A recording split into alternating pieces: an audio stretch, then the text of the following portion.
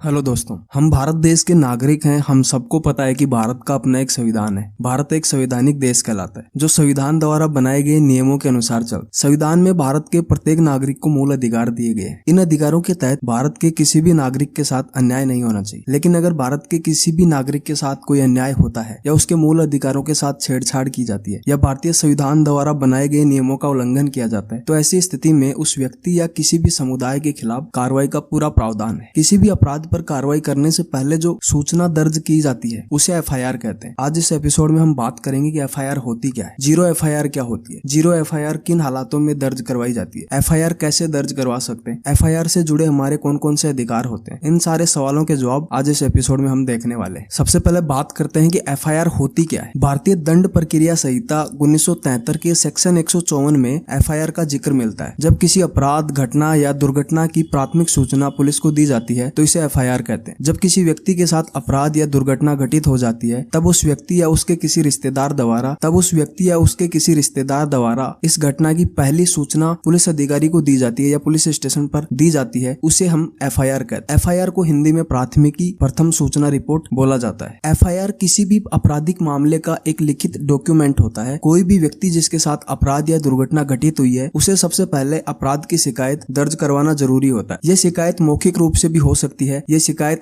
लिखित रूप में भी हो सकती है। किसी भी मामले की शिकायत दर्ज होने के बाद सबसे पहले पुलिस एफआईआर दर्ज करती है। एफआईआर एक दस्तावेज होता है जिसमें उस अपराध से संबंधित सारी जानकारी लिखी होती है। किसी भी मामले की कार्रवाई करने से पहले एफआईआर दस्तावेज तैयार करना पुलिस का प्रथम कर्तव्य होता है तथा एफआईआर के बाद मामले पर गंभीरता से कार्रवाई की जाती है। भारतीय संविधान भारत के प्रत्येक नागरिक को शिकायत के रूप में एफआईआर दर्ज करने का अधिकार देता है और इमरजेंसी होने पर किसी भी अपराध या दुर्घटना के बारे में फोन या ईमेल द्वारा एफआईआर दर्ज करवाई जा सकती है और बाद में थाना जाकर उसका लिखित पंजीकरण करवाया जा सकता है। अब बात करते हैं कि एफआईआर दर्ज करवाने की प्रोसेस क्या होती है। जब कोई घटना या अपराध घटित होता है तो इस अपराध के बारे में एफआईआर दर्ज करवाना जरूरी होता है। एफआईआर दर्ज करवाने के लिए किसी व्यक्ति को खुद मौजूद होना जरूरी नहीं होता। आपका कोई रिश्तेदार या उस घटना का जस्मदीद गवाह एफआईआर दर्ज करवा सकता है और इमरजेंसी होने पर फोन या ईमेल या राज्य सरकार द्वारा जारी हेल्पलाइन नंबर के माध्यम से भी आप एफआईआर दर्ज करवा सकते हैं। एफआईआर के अंदर संबंधित घटना का तिथि, समय तथा आरोपी के बारे में संपूर्ण जानकारी लिखवाई जाती है। प्रत्येक एफआईआर में एक क्राइम नंबर होता है जो भविष्य में रेफरेंस के लिए उपयोग किया जाता है। अपराध की शिकायत करने वाले व्यक्ति को एफआईआर की एक कॉपी दी जाती है। किसी भी व्यक्ति द्वारा प्राप्त एफआईआर की कॉपी पर थाना की मोहर, पुलिस अधिकारी के सिग्नेचर होना जरूरी होता है तथा पुलिस द्वारा एफआईआर के अंदर अपनी तरफ से कुछ भी नहीं लिखा जा सकता। पुलिस द्वारा लिखी गई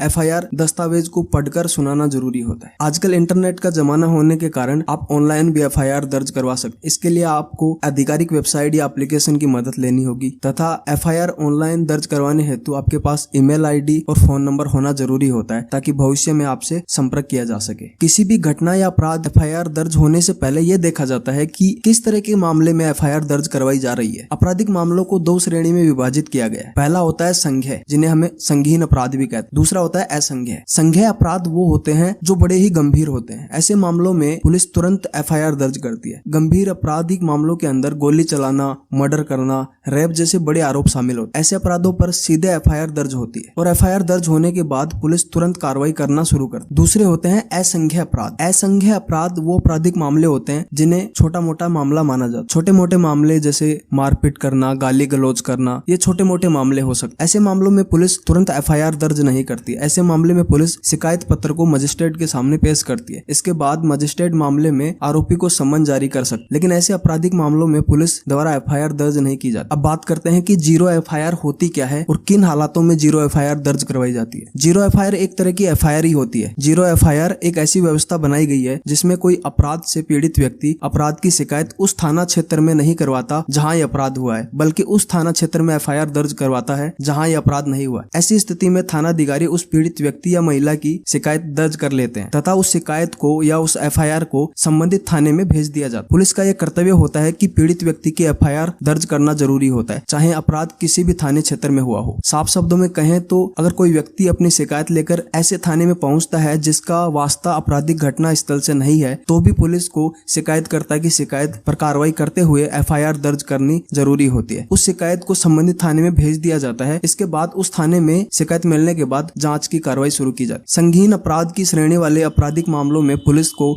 तुरंत जीरो एफआईआर दर्ज की जाती है। है। इसके अलावा मामले को ट्रांसफर करने से पहले मामले पर जांच भी शुरू करनी होती है ताकि शुरुआती सबूत नष्ट न हो सके और कोई सबूतों के साथ छेड़छाड़ ना कर सके। जिस थाने में इस प्रकार की शिकायत दर्ज होती है वह थाना अधिकारी शुरुआती जांच के साथ बाद में घटना स्थल से संबंधित थाने को केस ट्रांसफर करते हैं। इसी प्रक्रिया को जीरो एफआईआर कहते हैं। अब बात करते हैं कि एफआईआर से जुड़े हमारे अधिकार कौन कौन से होते हैं। एफआईआर होने के बाद उस एफआईआर की एक कॉपी लेना आपका अधिकार होता है। इसके लिए आपको कोई भी पुलिस अधिकारी मना नहीं कर सकता। अगर वो ऐसा करता है तो आप उसके खिलाफ कार्रवाई कर सकते। किसी अपराध के बारे में एफआईआर लिखी गई घटनाक्रम और दूसरी जानकारियों को शिकायतकर्ता को पढ़कर सुनाना जरूरी होता है। आप इससे सहमत हैं तो आप उस पर हस्ताक्षर कर सकते। एफआईआर में पुलिस अधिकारी अपनी तरफ से कोई टिप्पणी नहीं जोड़ सकता और न ही किसी भाग को हाईलाइट कर सकता। कैसी लगी हमारी ये जानकारी? अगर अच्छी लगी है तो आप कमेंट करके जरूर बताएं। धन्यवाद।